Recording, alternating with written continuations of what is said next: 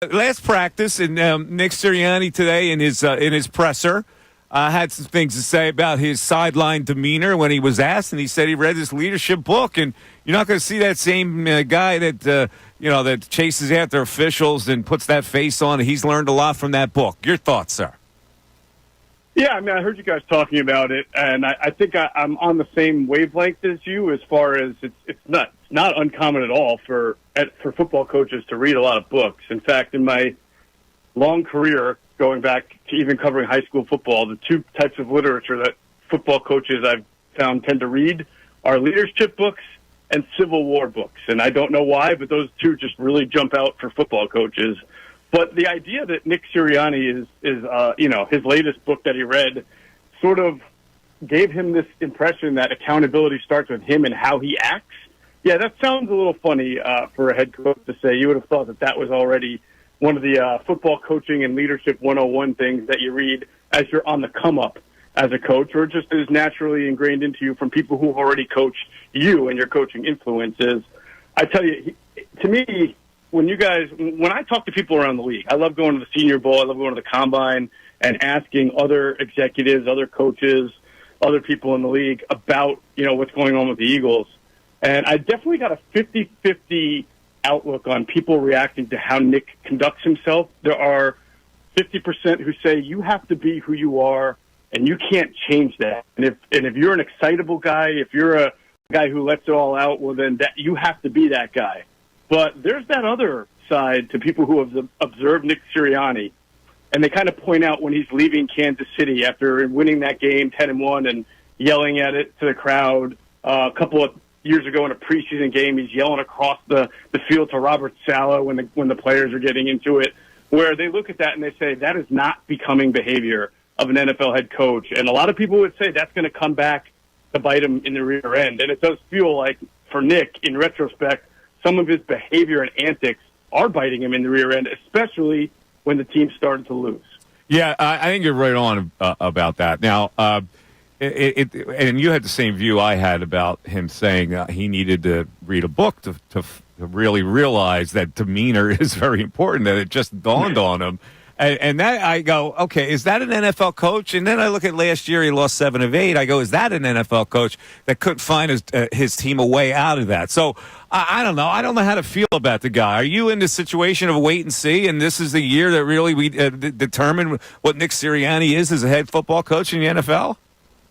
Yeah, I mean, it's still pretty young, right? I mean, for a city that had Andy Reid around for more than a decade, but then a really short career there for Chip Kelly, and then 5 years of Doug Peterson, where it seemed like, you win the Super Bowl, he's the best, and you go back to the playoffs 2 times in a row, and you like it, and then all of a sudden he has a terrible year, and a lot of those flaws that may have been covered up during winning came to the surface, and the next thing you know, he's gone. So now we're here with Nick Sirianni, and he's been to a Super Bowl, he's had an okay year, and now he's had this epic collapse. I don't even know if 1 year later you get the full book on Nick Sirianni, but I can tell you, and I'm sure you guys already feel this and know this, that certainly his future is determined on how the long-term future with the Eagles will be determined on how this team does this year. This is not, let's give him 3 more years and see how it works. He really needs to come back strong, and his team needs to perform well and make a deep playoff run this year, because the one thing you can say about Sirianni's teams that make it hard to judge him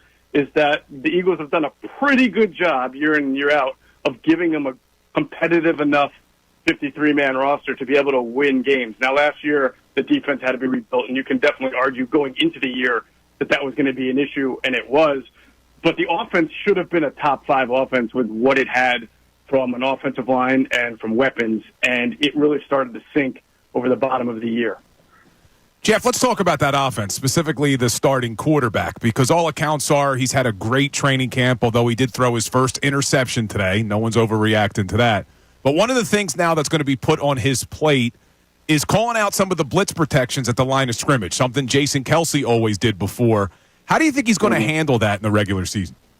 Well, that's a great question, Bill. I don't even think I can answer that now. I know that he's prepared for it, and I know that obviously they spent a lot of time prepared for it. I mean, this is what they have spent all off-season adjusting to as soon as Jason Kelce said he wasn't coming back, and moving Cam Jurgens to center, trying to find a new right guard. You knew with that uncertainty in the middle of the line, and with Jalen Hurts being a year older with a new offense, that there was going to be more on his plate.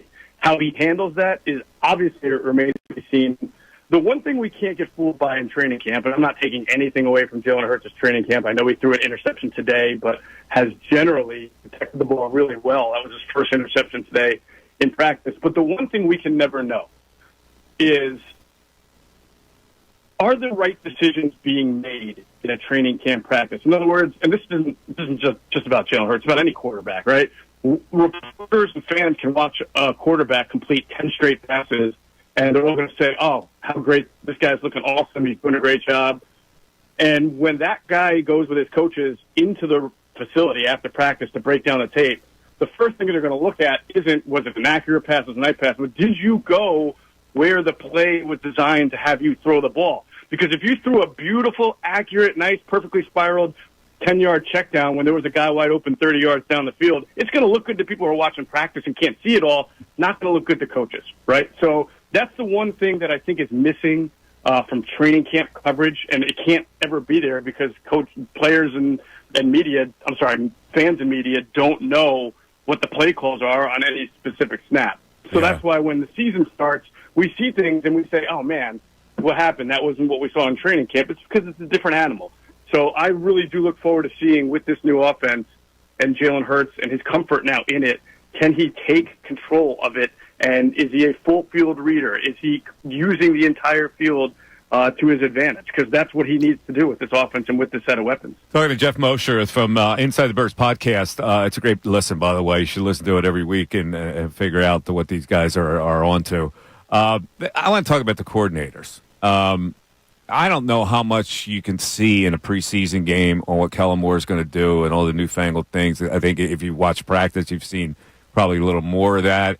And then on the other side, there's Fangio. And like his reputation is that he's a really good defensive coordinator, but he's also had bad years and his players hated him in Miami. So what are we to expect from both sides? First of all, the offense and then Fangio, and whether the Eagles are going to get a pass rush this year out of this. Yeah, it's a great question. It's not like the Eagles have so much, I don't want to say inexperience up front, but obviously no Fletcher Cox, no Hassan Reddick, who was a guaranteed double-digit sack guy. Now we're in sort of, are we going to see Nolan Smith really take that step up? Is Josh Sweat going to be able to reclaim the pass-rushing mantle that he had before he kind of started chasing sacks and not playing very well the last 8 weeks of the season? And it is Bryce Huff, who is what they call a DPR, a designated pass rusher with the Jets. Is he going to be a 3-down lineman with the Eagles the way he's paid to be? I mean, those are all question marks that we don't ordinarily associate with the Eagles up front. Usually that's the one area where you say, yeah, they got a bunch of proven guys. They're going to rush the passer really well.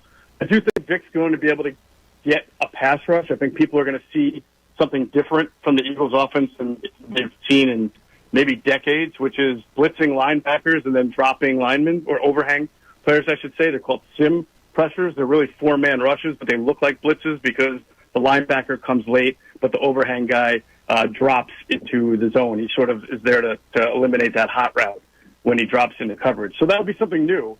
And, of course, we'll all be complaining when it doesn't work that we've got too many edge guys dropping into pressure or dropping into coverage when they're supposed to be rushing the passer. But that is a way that I think Vic will lean on early to generate pass rush if he's not convinced his front four is getting it done, or if he still needs work with figuring out what his best front four rush combination is. And on the other side, with Kellen Moore, what are you seeing with the new motions and all that kind of thing? Yeah. So here's what's really interesting, right? If you look at Kellen Moore's history with the Cowboys and then last year with L.A., he is a proponent of taking maybe not his best receiver, but maybe the most physically demanding receiver, whether it was CeeDee Lamb or last year Keenan Allen, and playing them in the slot about 55% of the time. I mean, CeeDee Lamb really thrived there 2 years ago as a outside slash inside receiver. Now, when Moore went on to L.A., CeeDee Lamb played way more on the outside last year. But then last year you saw Keenan Allen, before he got hurt, almost setting a record. He was about to set a record for catches because he was playing in the slot and catching a ton of passes, and he's always been a good receiver in this league. So we haven't seen it that much with the Eagles here, playing Devontae Smith or A.J. Brown in the slot at like a 55% clip. And right now the Eagles don't have a lot of depth at receiver. So there's some advantages and disadvantages to that. But that is one thing I'm be very interested to see, since the Eagles really don't have a bona fide slot receiver right now. Do they play A.J. Brown or Devontae Smith much more in the slot, and then take their chances with a Paris Campbell or maybe a veteran that's not yet on the team being able to come in and play the outside role? I think it sort of depends on what's going to be available there at the cutdown date. But that's a staple of Kellen Moore's offense that I'm not sure he's got the tools to be able to pull off this year, but that's something that he's always done.